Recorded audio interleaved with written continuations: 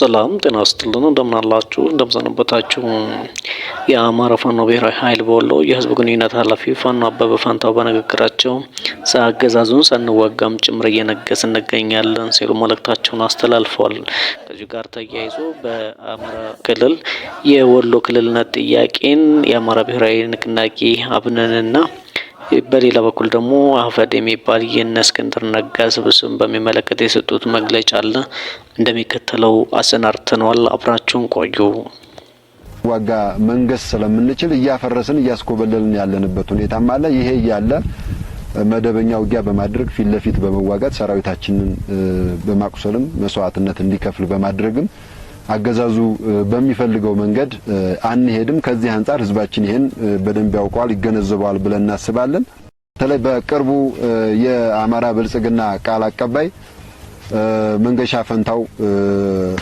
መንገሻ ፈንታው ያልኩት ዶክተር መሆኑን ጠፍቶኝ አይደለም። ለሀገርና ለህዝብ ያልጠቀመ ዶክትሬት ሆድ ለመሙሊያ በልቶ ማደር በሚቻልበት ጊዜ ሆዱን ለመሙላት የተጠቀመበትን ዶክትሬት እንደ ዶክትሬት ስለማንቆጥረው በአጠቃላይ ለሀገርና ለህዝብ ያልጠቀመ ዶክትሬት ከዶክትሬት ስለማንቆጥረው ነው በስሙ የጠራሁት።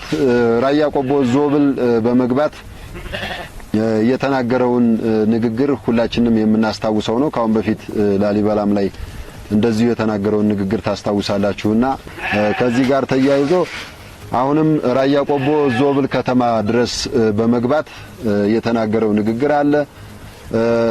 ህወሓት እዚሁ ዞብል ስር ምሽግ እየጫረ ባለበት ነባራዊ ሁኔታ ልጆቻችሁ አማራነታቸው ምን ላይ ነው? ህወሓት ላይ አንድ ጥይት አይተኩሱም፣ እኛ ጋር ግን ለአማራ ህዝብ ጥቅም ነው በሚል ትንቅንቅ ውስጥ ናቸው ያሉት በሚል የተናገረውን ንግግር ህዝባችን የሚያስታውሰው ነውና ከዚህ አንፃር አሁንም የፕሮፓጋንዳ ቅስቀሳ ዘመቻቸው ምንድነው? ህዝብን ከህዝብ በማጋጨት በዛ መካከል የራሳቸውን ጥቅም ለማስከበር እየሄዱበት ያለው ርቀት የተሸነፉ መሆናቸውን የሚያሳይም ጭምር በመሆኑ ይህንን ህዝባቸውን እንዲያውቀው እንፈልጋለን። ህዝባችን በቅጡ እንዲገነዘበው እንፈልጋለን። ይገነዘበዋልን ብለን እናውቃለን። ለምሳሌ ነው የጠቀስኩት የራያ ቆቦ ዞብል በገቡበት ሁኔታ የተናገረውን ንግግር በጣም አደገኛ ንግግር ስለሆነ ህዝብን ከህዝብ በማጋጨት የራሳቸውን የፖለቲካ ትርፍ ለማትረፍ የሄዱበትን ርቀት በጣም የታዘብንበት ሁኔታ ስላለ ህዝብም ስለሚታዘበው የአካባቢ ማህበረሰብ ካንዴ ሁለቴ ሶስቴ ዋጋ የከፈለ ማህበረሰብ ስለሆነ ከነሱ የሚጠብቀው ነገር የለም። ከልጆቹ ግን የሚጠብቀው ነገር ስላለ ልጆቹ ደግሞ በትክክለኛው የትግል መስመር በትክክለኛው የትግል ሀዲድ ላይ ስላለን ምንሰራውን እናቃለንና ህዝባችንን አሁንም በሰሜን በኩል ግጭት ውስጥ እንዲገባ በማድረግ በዛ ግጭት ውስጥ ራሳቸውን ለመፈልገው ለማግኘትና ለነጥረው ለመውጣት እያደረጉ ያለውን ጥረት ህዝባችን ይገነዘባል። አሁንም በመላው ዓለም ያለ አማራና የትግላችን ደጋፊ በዚህ ደረጃ የወረዱ መሆናቸውን እያወቀው እንዲሄድ የወሎ የክልልነት ጥያቄ አማራን የመከፋፈልና አንድነትን የማጥፋት ሴራ መሆኑን የተናገረው ፋኖ አበበ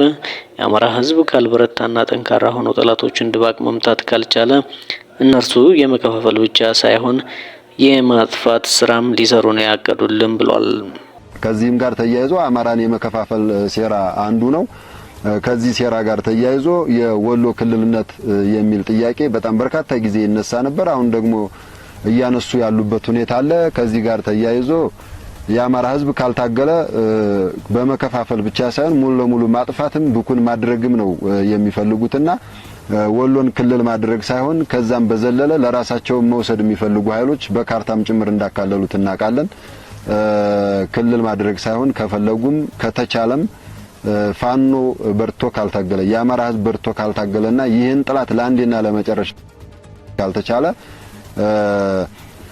ከዚህ በላይ ብዙ ስራዎችን ሊሰሩ እንደሚችሉ ማሳያ ነውና የሆነ ሆኖ ፋኖ ከጠነከረ ጥላቶቹን ድባቅ ከመታና ይህንን የብልጽግና ስርዓት ለአንዴና ለመጨረሻ ጊዜ መገርሰስ ከቻለ እነዚህና መሰል ጥያቄዎች ቀርቶ ህልውናችንንም በህይወት የመኖር መብታችንን አጠቃላይ ሁለንተናዊ ጥያቄዎቻችንንም ልናስመልስ የወጣንበትን ጥያቄ ይዘን ስለሆነ የመጣ ነው።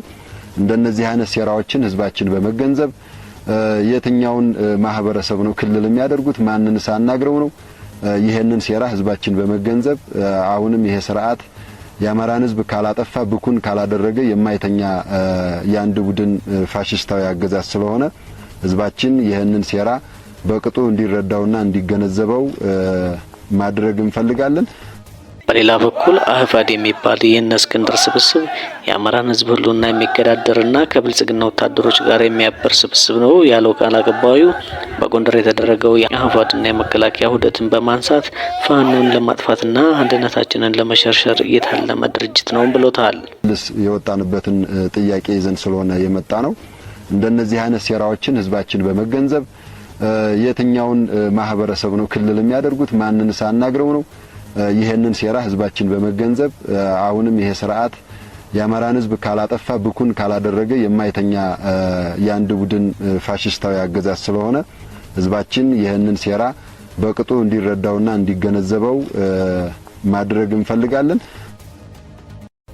አብን የተባለ በአማራ ህዝብ ስም የተቋቋመና አማራን የማይወክለው ፓርቲ በኤርትራና በሌሎች ጉዳዮች የሚሰጠው ሐሳብ የአማራን ህዝብ እንደማይወክል ከፋኖች መነገር አለበት በሚል እንደሚከተለው ተናግሯል።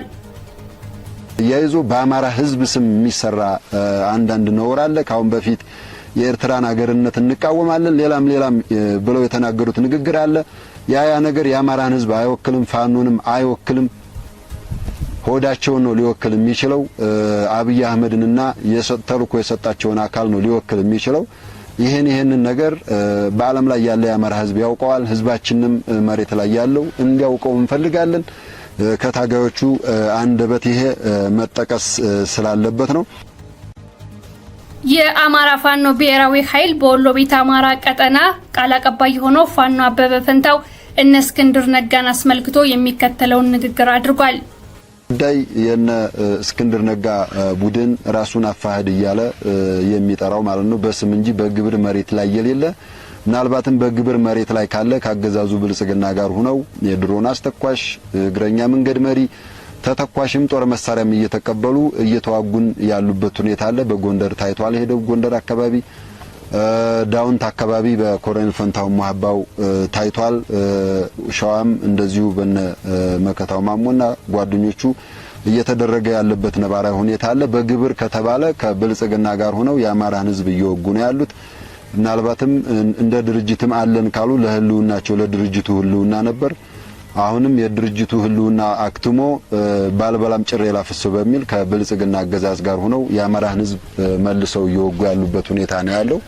ይህንን ሊያደርጉ የቻሉት እንግዲህ የአማራ ህዝብ ህልውናውን ለማረጋገጥ ነው እየታገለ ያለው። ከህልውናው በኋላ ከኢትዮጵያውያን ጋር በመመካከር በልኩ በወርዱ በቁመቱ ልክ የስልጣንና ኢኮኖሚ ባለቤት የሚሆንበትን ትግል ነው ይዘን እየሄድን ያለ ነው።